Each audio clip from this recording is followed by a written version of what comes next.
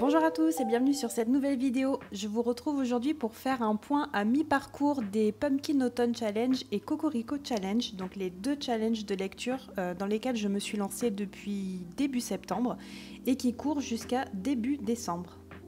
Ici je vous montre très rapidement mes pages index pour ces deux challenges et je vais uniquement vous parler des lectures que j'ai terminées avant le 15 octobre. Vous voyez donc que j'ai terminé 2 lectures pour le Cocorico Challenge et 5 pour le Pumpkin Autumn Challenge. J'ai un tout petit peu tardé pour tourner et monter cette vidéo, j'espère que vous ne m'en voudrez pas. Vous voyez donc que j'ai terminé 2 lectures pour le Cocorico Challenge et 5 pour le Pumpkin Autumn Challenge. Et comme vous avez dû le voir, il y a 2 autres lectures qui sont déjà notées et qui sont pour après le 15 octobre. J'en parlerai d'ailleurs dans une prochaine vidéo qui sera consacrée au bilan de ces 2 challenges lectures. Cette vidéo sortira fin novembre, début décembre, mais si vous êtes très pressé, n'hésitez pas à me retrouver sur Instagram où j'ai déjà publié mes chroniques. En attendant, on remonte un petit peu dans le temps puisque je vais vous parler des lectures que j'ai pu faire à partir de début septembre jusqu'à donc mi-octobre. Et on démarre tout de suite avec le tome 2 de Blackwater, La Digue. Je sais, c'est la saga dont tout le monde a parlé cet été et moi je suis un petit peu à la traîne, mais c'est volontaire. J'ai envie de prendre mon temps avec cette saga qui a été écrite par Michael McDowell et j'ai donc lu le tome 2 pour le Pumpkin Autumn Challenge dans la catégorie Automne de l'étrange et j'ai donc validé la sous-catégorie soit vent, rêve, cendre et néon. Et je suis plutôt contente parce que j'ai vraiment apprécié cette lecture. Alors autant le premier tome m'avait laissé un petit peu mitigé. Par contre, pour La Digue, j'ai vraiment plus accroché, que ce soit au personnage, à l'histoire de la ville de Perdito et aux événements qui se passent en ville. Pour celles et ceux qui seraient passés à côté de Blackwater, c'est une saga familiale où on suit la famille Casquet, qui est une des familles notables de la ville de Perdito. Ville où, au tout début du tome 1, il s'est passé une inondation monstrueuse et un des membres de la famille Casquet est à la recherche de survivants et il tombe par hasard sur une mystérieuse jeune femme du nom d'Elinor. Jeune femme dont personne n'a jamais entendu parler. Il faut savoir que c'est une saga légèrement horrifique puisque dans chaque tome, du moins jusqu'à présent, il y a des morts qui sont un petit peu gore, je dirais, mais décrites de façon assez banale en même temps. D'ailleurs, c'est quelque chose que j'apprécie particulièrement dans Blackwater, justement. C'est d'ailleurs assez drôle parce que la façon dont est écrite cette saga, je ne m'attache pas spécialement au personnage et en même temps, bizarrement, c'est quelque chose que j'apprécie beaucoup. Enfin bref, dans ce tome-là, on se concentre surtout sur la construction de la digue qui va normalement protéger la ville de Perdito des prochaines crues. J'ai vraiment hâte de lire la suite puisque dans la dernière partie de ce tome 2, on nous tease un petit peu sur le tome 3 qui s'appelle La Maison. Et je dois avouer que cette partie m'a vraiment laissé sur ma faim. La prochaine lecture est elle aussi consacrée au Pumpkin Autumn Challenge puisque j'ai validé une partie de la catégorie Automne douceur de vivre, c'est la sous-catégorie Chante-moi une chanson Sassenach avec le chant d'Achille de Madeline Miller. Je crois que là aussi tout le monde a soit lu, soit déjà entendu parler de ce roman, mais c'était vraiment magnifique. J'étais déjà tombée amoureuse de la façon d'écrire de Madeline Miller avec Circé que j'avais lu il y a quelques mois et ça s'est confirmé avec le chant d'Achille. Ici, on va plonger dans l'Antiquité et la mythologie grecque puisqu'on va suivre l'histoire du héros Achille, qu'on connaît notamment grâce à ses exploits durant la guerre de Troie et à sa mort. Histoire un petit peu particulière puisqu'elle est déjà revisitée par Madeline Miller, mais surtout elle est racontée du point de vue de Patrocle qui est l'amant d'Achille. On s'attache d'abord à Patrocle puisqu'on le suit depuis sa toute petite enfance et on le voit évoluer à travers sa rencontre avec Achille et la façon dont ils grandissent ensemble et la façon dont ils commencent à s'aimer, se rendre compte que finalement cet amour c'est plus qu'une amitié. Bref, une magnifique histoire d'abord d'amitié puis d'amour entre deux jeunes hommes jusqu'à la mort et même par-delà la mort. D'ailleurs, si vous êtes aussi sensible que moi, préparez-vous une boîte de mouchoirs. Si vous avez déjà lu Le Chant d'Achille et Circé, je serais très curieuse de savoir quel roman vous avez préféré. J'ai très souvent entendu dire les personnes qui ont lu ces 2 romans qu'ils ont préféré Le Chant d'Achille et moi j'avoue que je ne sais pas trop comment me positionner. Je ne suis pas certaine d'avoir préféré l'un à l'autre puisque ce sont 2 histoires complètement différentes. On suit des personnages complètement différents de la mythologie grecque et j'avoue que j'ai pas de préférence en fait. Est-ce que vous en avez une? N'hésitez pas à me dire dans les commentaires. Bref, en tout cas, ce qui est sûr, c'est qu'en étant une grande fan de mythologie grecque, j'ai été ravie de découvrir Le Chant d'Achille. Encore une fois, Madeline Miller m'a complètement conquise et d'ailleurs je ne serais pas étonnée qu'elle passe dans mes autrices et auteurs préférés de tous les temps. D'ailleurs, je m'aperçois que ce Pumpkin Autumn Challenge a plutôt bien démarré puisque mes 2 premières lectures ont été très appréciées finalement. Bon, malheureusement, ça se gâte juste après. Allez, je me tais et je vous laisse profiter un tout petit peu de la musique.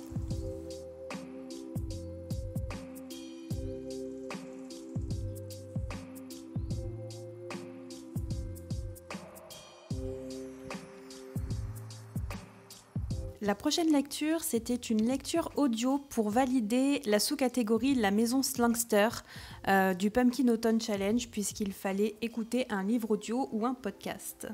Et j'avais choisi d'écouter Horis, qui est une création audible. C'était un petit peu particulier puisqu'on a à la fois un narrateur et des acteurs qui jouent donc les dialogues des différents personnages. Et je dois avouer que j'en ressors assez mitigée. Horis, c'est un polar thriller puisqu'on nous dit que l'un des personnages, Matthias Hegel, est un expert phonéticien, c'est donc le meilleur profiler audio d'Allemagne. Il a l'habitude de travailler avec la police, c'est quelqu'un de très reconnu dans son domaine, mais il s'accuse lui-même d'un meurtre sordide et finit en prison. Sauf que tout le monde s'accorde à croire qu'il y a énormément d'incohérences sur cette affaire et que c'est impossible que ce soit lui qui ait tué cette personne. On va donc suivre aussi Yula, qui est une jeune journaliste qui croit à l'innocence de Matthias Hegel et qui va tout faire pour l'aider à sortir de prison, même si celui-ci ne veut absolument pas. Je vous avoue que le résumé m'intriguait énormément. J'adore tout ce qui est polar, thriller. Et donc forcément, un résumé comme celui-ci, ça m'a tout de suite attirée. Sauf que j'en ressors avec encore plus de questions qu'au début. Et j'arrive pas à savoir si c'est parce que l'histoire est tournée comme elle l'est ou si c'est parce que moi j'ai décroché à un moment ou à un autre sans le savoir et j'aurais rien compris. Enfin bon, pour ce qui est du scénario de l'histoire, je suis assez déçue puisque j'ai rien compris. Mais concernant l'ambiance, les voix, la création vraiment d'Audible, moi je mettrais 20 sur 20. Encore une fois, on a l'impression d'écouter un film et ça, c'est juste extraordinaire. Le prochain roman, c'est ma première lecture pour le Cocorico Challenge et je valide la catégorie Jeanne de Belleville avec Dernier jour d'un monde oublié de Chris Vuklicevic. Pour rappel, il fallait lire un livre sur le thème de la piraterie, mer, océan et vengeance et là, on est pile poil dans le thème. Dans ce roman de science-fiction, on est sur l'île de Sheltel et ses habitants pensent être les seuls au monde puisqu'il y a quelques siècles de ça, il a eu un grand cataclysme et plus personne n'est jamais venu sur l'île. Et les quelques courageux qui ont tenté de s'aventurer en dehors de l'île ne sont jamais revenus. Mais un beau jour, un bateau pirate va découvrir l'île et vouloir appareiller.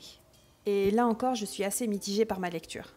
J'ai beaucoup aimé la façon dont le roman est construit puisqu'on suit les événements à travers différents points de vue. Celui de Lama, qui est la sorcière de l'île et qui ne veut pas voir les pirates appareiller.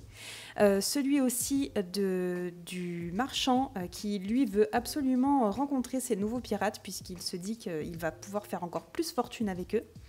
Et le troisième point de vue est celui d'une pirate qui est donc à bord du bateau et qui voudrait découvrir l'île. Mais je suis aussi un petit peu déçue puisque je n'ai pas compris les différents choix des différents personnages et même les relations entre les personnages. Enfin, pour moi, ça n'avait presque aucun sens. Du coup, je l'avoue, je suis un peu passée à côté. Mais bon, c'est pas bien grave puisqu'après ça, j'ai enchaîné avec une lecture qui pour moi est toujours très fluide, que j'ai continué dans ma série chouchou de Cozy Mystery avec les enquêtes d'Anna Svensson. J'avais glissé le tome 2, Meurtre et Charlotte aux fraises, dans la catégorie Automne douceur de vivre et la sous-catégorie Il n'y a jamais assez d'épices dans ma pumpkin pie pour le Pumpkin Autumn Challenge. Et là, ça a été tellement fluide que même malade comme un chien pendant cette lecture, j'ai complètement adoré et accroché comme d'habitude. Pour celles et ceux qui ne connaîtraient pas, les enquêtes d'Anna Svensson, c'est une saga donc de Cozy Mystery qui est écrite par Joanne Fluke, qui est toujours en cours de parution puisque je crois que le tome 6 vient de sortir en français. Dans cette série, on suit notre héroïne Anna qui est une pâtissière et qui tient une boutique de cookies qui s'appelle le Cookie Jar et rien que ça donne faim. Sauf que pas de chance pour elle, puisqu'à chaque fois qu'il y a un meurtre dans la ville, il est plus ou moins lié à elle. Dans ce tome 2, c'est d'ailleurs un personnage qu'elle n'apprécie pas forcément qui est retrouvé assassiné et la tête dans une charlotte aux fraises qu'Anna venait justement de lui offrir. Même si elle n'est pas suspectée, Anna va se retrousser les manches et enquêter sur ce meurtre à l'aide de ses amis et de sa famille. Comme je vous le disais, j'aime beaucoup cette série, ça se lit super vite, c'est assez drôle, enfin léger je dirais. Il y a un tout petit peu de romance mais ça reste aussi léger donc c'est parfait pour moi. Aussi, le livre est entrecoupé de chapitres recettes que je peux passer facilement parce que si je les lis ça va me donner faim. Donc je zappe toujours volontairement quelques pages dans le roman et ça me fait avancer plus vite. Et non, c'est pas de la triche. Vous l'aurez compris, j'ai beaucoup apprécié ma lecture. Ceci dit, petit bémol, j'ai trouvé que ce tome 2 ressemblait quand même beaucoup au tome 1 de par son schéma. Je voudrais pas trop spoiler, mais je trouve que le rythme de meurtre, découverte d'indices et suspicions, je trouve qu'il est le même dans le tome 1 que dans le tome 2. Et finalement, j'avais pas tant de surprises que ça. Ça m'a pas beaucoup gênée, mais j'espère que les tomes suivants, et donc notamment le tome 3, seront un petit peu différents là-dessus.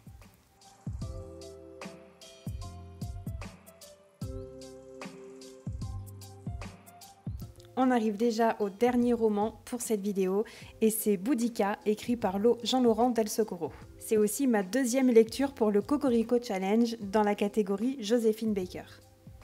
Il fallait lire un livre avec les thèmes de la résistance, du combat et de la guerre, et là encore, Boudica remplit toutes les cases. Ici, on va suivre l'histoire de Boudica, qui était une reine guerrière celte sous l'occupation romaine. C'est d'ailleurs Boudica elle-même qui nous raconte son histoire depuis sa plus tendre enfance jusqu'à sa mort. Là aussi, malheureusement, je suis un petit peu mitigée par ma lecture. J'ai aimé découvrir l'histoire de Boudica, mais j'aurais vraiment aimé avoir plus de détails, plus de dialogues. En fait, j'avais l'impression qu'on survolait les événements et l'histoire en général. D'ailleurs, je pense aussi que le fait que Boudica soit elle-même narratrice de son histoire a un petit peu gâché la chose. Enfin, pas vraiment gâché, mais si ça avait été un narrateur externe à l'histoire, je pense que j'aurais été beaucoup plus attachée aux différents personnages. J'aurais été aussi beaucoup plus bouleversée par les événements qui nous sont racontés. Ceci dit, je reste contente d'avoir sorti ce roman de ma palle puisque Boudica est une femme forte, mais j'aurais aimé que ce soit une féministe avant l'heure. Et qu'elle représente encore plus ces valeurs-là. Enfin bref, si vous avez Boudica dans votre palle, n'hésitez surtout pas à l'en sortir, ça reste quand même une magnifique histoire à lire. C'est déjà la fin de ce bilan à mi-parcours des Cocorico Challenge et Pumpkin Autumn Challenge. N'hésitez pas à me dire dans les commentaires si vous avez déjà lu un des romans que je vous ai présentés et ce que vous en avez pensé. Et si jamais vous suivez un ou ces deux challenges lecture, n'hésitez pas aussi à me dire en commentaire où est-ce que vous en êtes. J'imagine que vous avez avancé plus vite que moi. Comme d'habitude, n'oubliez pas de mettre un petit pouce sous la vidéo si elle vous a plu et à vous abonner si ce n'est pas déjà fait. Et nous on se retrouve très bientôt pour une prochaine vidéo. Bye bye!